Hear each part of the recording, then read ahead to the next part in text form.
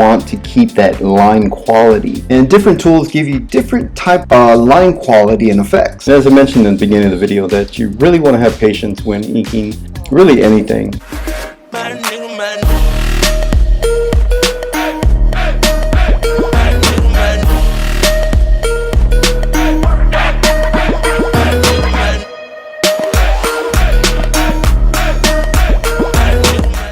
Yo, what is up, you guys? How's it going? It's your boy ZH Comic Art, and I'm posting a little bit late today. I got back so late, so later today I'm uploading another video since we're on the daily grind. We don't miss a day. Anyways, this is the video you guys have all been waiting for. Inks over my pencils, and he is the inker for David Finch. I talked about him in the last video. So excited to work with him. Make sure you guys leave some love. Go say hi to him. I left his channel link in the description down below. And I'll show you another one of his inking videos. He has so many inking videos. I've watched them. It helps so much. So make sure you guys go check it out after you watch this video, and I think you guys will really like it. Take it away, Jimmy. Whoa, who are these really cool people? You must be the ZHC family. No, you're the very cool Notification Squad. Well, hello, my name is Jimmy Reyes, and I'm a comic book inker. You may know my work over penciler David Finch on the Power Rangers number 25 cover. And later in June, we also have the Charlie's Angels cover. So working with artist David Finch, I thought it'd be fun to go ahead and get your boy ZHC. At least I'm gonna try. Well, alright, let's get started. So one quick note I'd like to make is that I'm actually speeding up the video at 1.5 times the actual speed right here at the beginning. And then it's actually sped up 3 times faster.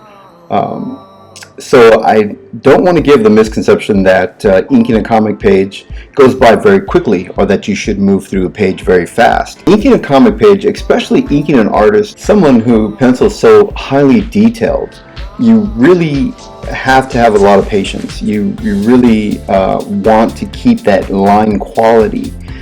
So if you're rushing through a page, generally a page like this, inking over somebody as detailed as Zach, it's going to take you about anywhere from 10 to 12 hours to finish a page like this. And if you're finishing a page faster than that, then you may be skipping some steps. You may be rushing through that page just a little too quickly, unless you're a veteran inker. Because the more you ink, the faster you get. Because it's repetitive. It's pretty much just placing down the same type of lines and textures over and over again, and so then you do learn to speed up. But in the beginning, if you're an aspiring inker and you're building a portfolio, you really want to take your time and give your best work, because you don't want to take away from any of the line work that's on there. You don't want to skip the lines and just rush through that page, and then the page doesn't have that same type of quality to it. Going from inking David Finch to inking Zach, the transition was very easy for me.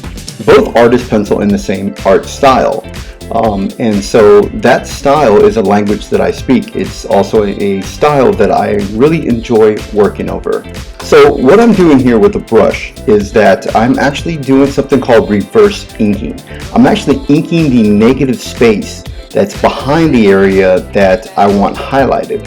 So if you look here where the arrow is, you can see that the hair was left white. It was left that way intentionally so that later when I fill in the black around it, I don't have to go back and use white effect to add in the hair. I should note that there were 3 different tools that I used while working on this page over Zach. The primary tool is the Hunt 102, it's a quill, and the second was the brush, which is a Raphael 8404 size 2 round brush. Most of the time when I ink, I don't use technical pens. I use a straight edge and my nib. But with Zach's artwork being so highly detailed and such fine little lines in his buildings, I had to use technical pens. And really, you want to use the right tool for the right job. You want to be skilled in many different set of tools. So although I don't normally use technical pens, there are times when technical pens are required, and I will use a technical pen. I will use the right tool for the job, no matter what it is. Now the type of ink that I'm using is from Kohinoor. It's the Universal India ink. It's the same type of ink that is used in their repeatograph technical pens. And the Bristol board that I am actually inking over is the Strathmore 200 series, and it is a smooth surface, and it's their pre-printed blue line that comes in an art pad. And I find that particular artboard really handles the ink and the nib very well. It can take a lot of abuse before the surface of the bristle board is torn and the fibers then get caught up in the nib. And so here I'm using the Raphael 8404 brush to ink hair. And I ink all hair with a brush.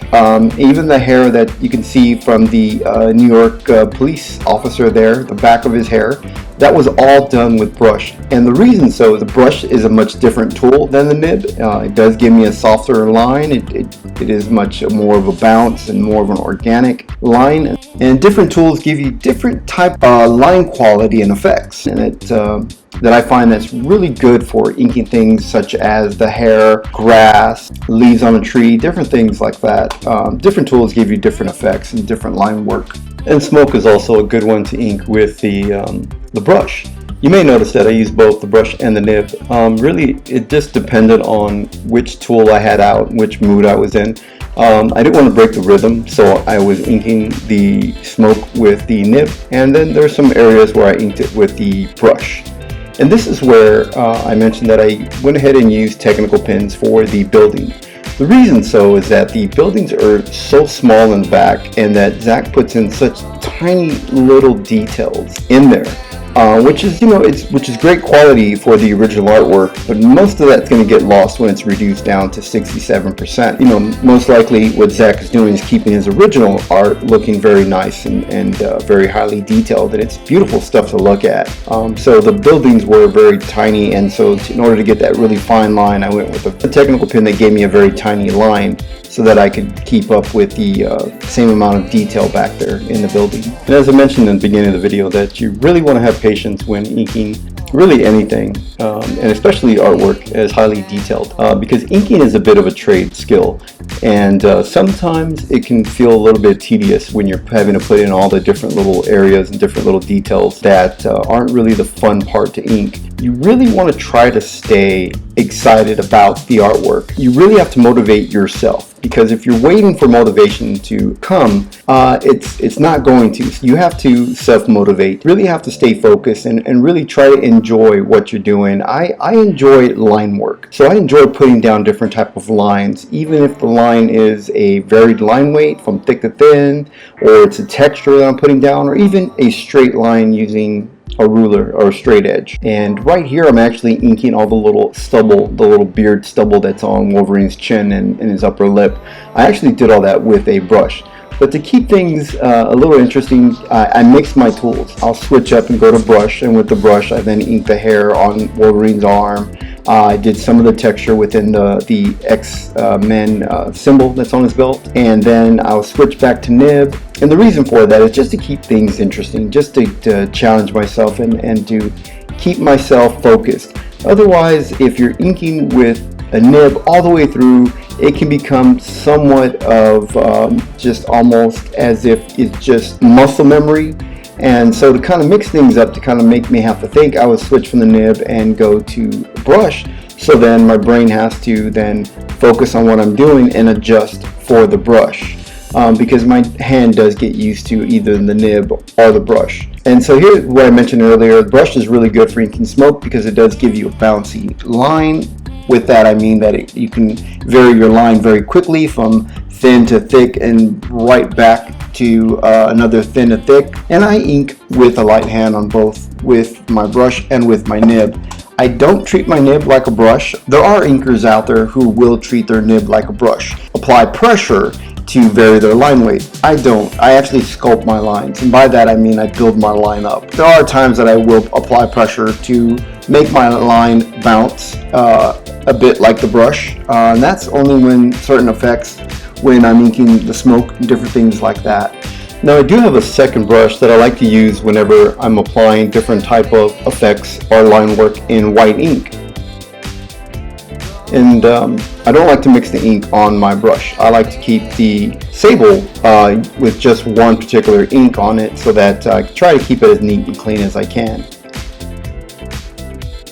And this is actually where I'm actually applying the white effect here. I'm actually putting in fine little hairs that the light would just catch. The light is hitting the tip of his elbow and part of the back of his arm.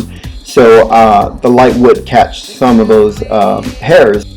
And you can see the arrow pointing here to the hair in the area that I'm speaking of. And you may have noticed that I've rotated the page a lot throughout this video. The reason for that is so that I can throw my line comfortably. I would like to thank Zach for allowing me the opportunity to ink his artwork. I did have a lot of fun working over that. And thanks to you, the ZHC family, for watching this video. Will we ever meet again? My lovely lady, sweet dreams of baby.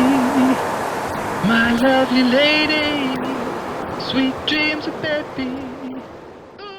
Once again, thank you guys so much for watching. I hope you enjoyed that video.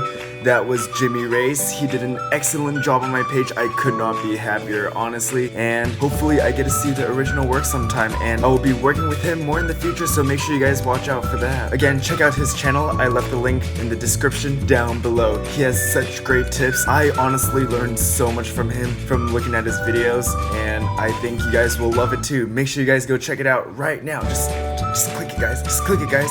Click it. Go check him out. Make sure you support him because we are going to be working a lot together in the near future. This video shout out goes to Sumik Lala. If you want to win a shout out too, all you have to do is join the notification squad by subscribing, turning on post notifications, and letting me know down in the comments when you're done. I'll see you guys next time. And in this case, keep those pens and nib pens moving. I'll see you guys next time. Bye.